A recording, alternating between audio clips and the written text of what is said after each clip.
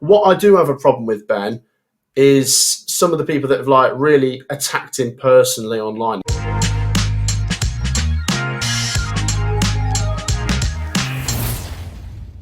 Sunday afternoon, Matt, immediately after an international break and 2 weeks off, Leicester fire Steve Cooper after 12 games. Now, there's a lot to this. Away you go. I don't really know where to start because there is a lot to this. The timing, first of all, a bit strange. I mean, if they'd have done it during the international break, it might have made a bit more sense. And they've done it one game after, and literally the day after they'd lost. You usually get an announcement on the Monday, but maybe that suggests they've got someone in mind. Maybe by the time this video comes out, they might be announcing someone. I think that will be the case, considering the fact that Leicester are playing at the weekend and then again in midweek, because we've got this busy run of fixtures coming. They'll want to have someone in place. And let's talk about Steve Cooper before we even try and figure out where they might go next without him and who they're looking at. I like Steve Cooper. You like Steve Cooper. We're big fans of Steve Cooper. I think I have come to terms with the fact he's, given his track record, he's definitely a very good Championship manager, and maybe not the best Premier League manager, but I still think he gets a bit of unfair criticism, where I think he's managed two clubs that have just come up to the Premier League and had them around a point per game. I think that first season for Forest, 38 points. Second season, they were just under a point per game when they fired him. And Leicester, 10 points from 12 at the minute. So with newly promoted teams, he's kind of got them with a fighting chance. Chaos at both. Matt, to be fair, like 20 signings at Forest and potential points deduction and, all of that stuff. And team, as you mentioned, just changed division. So just to give him, some mitigating factors. And a very difficult job coming into actually this summer, because Enzo Maresca did a great job. Leicester fans, well, actually, it's funny. I mean, Leicester fans are going on about how they love him, but at the time, I remember in the Championship, some of them, some of them didn't like him. I think him coming over the weekend with Chelsea and beating them probably doesn't help. It probably gives them some flashbacks and what have you. But also the fact that we all thought Leicester were going to get a points deduction, and coming into that job, replacing Maresca, points deduction. I don't know. Maybe not that appealing job. He would have factored it in, the possibility, wouldn't he?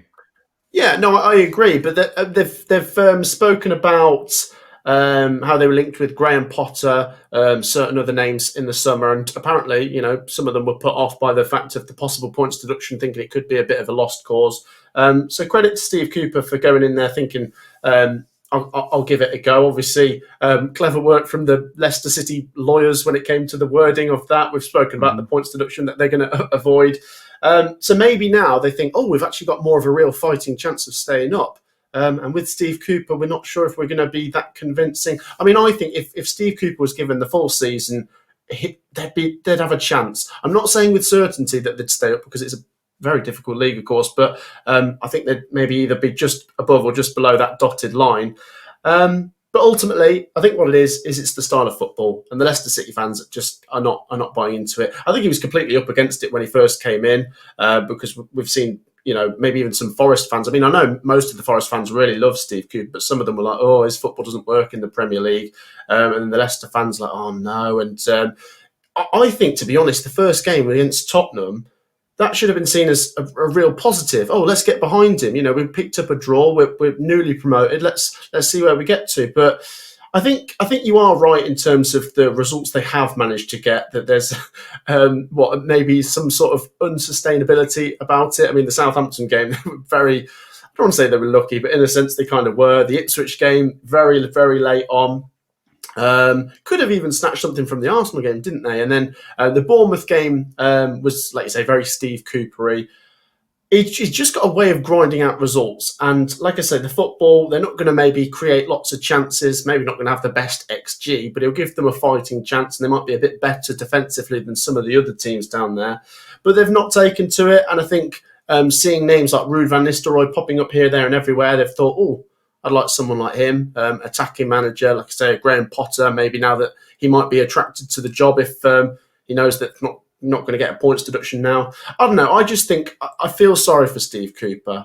I do. I think I want to say this, by the way, to the Leicester City fans. Every football fan has a right to have an opinion on something, and I don't blame you if you want to have Steve Cooper out. What I do have a problem with, Ben, is some of the people that have like really attacked him personally online and stuff. And you can have a go at his tactics. Oh, dinosaur football, we didn't like that, blah blah.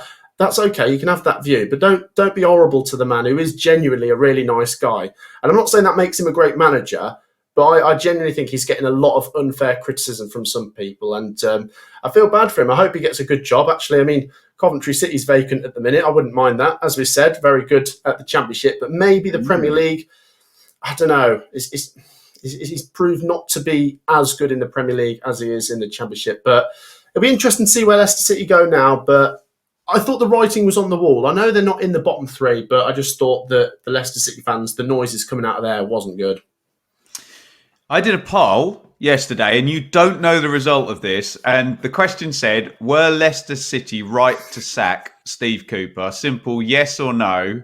How do you think that poll went in terms of percentage, Matt? Oh, in terms of percentage? Yeah. I'm going to say no, and I'm going to say 70%. You promise you haven't looked at this? No, honestly. 69% no. So, wow. Yeah, you're very much in tune with the subscribers on the community tab on the Benjamin Bloom. We have got quite a few Forest fans that watch, and they might be voting no, to be fair. Well, that's true. That's true. Well, but you've just said it yourself. Anyone, anywhere is entitled to, dive in on the polls and whatnot. Matt, I think you've summed it up quite succinctly. I think if your theory is correct, there's some sense in that -6 and having to score 41 points essentially, as opposed to 0 and having to score 35. Does that mean you can be a bit more attacking and have a different type of manager? And I think as well, maybe people are looking at Mateus Cunha and the goals Wolves are scoring, and maybe Ipswich as well, and they're attacking teams, and Liam Delap is kind of at it, and maybe they're thinking, the defensive style isn't going to work this season. Defensive style always works to some extent, doesn't it? Because clean sheets, just rack up the points, and we think draws are actually okay in the Premier League. So I'm just a bit befuddled, Matt, as to, and I do accept your defence of they thought there was a deduction and now there's not. Fine, that's a reasonable argument. But why put him in the first place if it's a style of football thing? But there you go. Get involved down in the comments on this one. We'll clip this out and put it down Matt's channel, and we've already spoken chapter and verse on the Premier League Check-In podcast on the full show about the whole relegation mix. So there's a bit more about where Leicester fit in there, and get your ideas on where the hell they go next.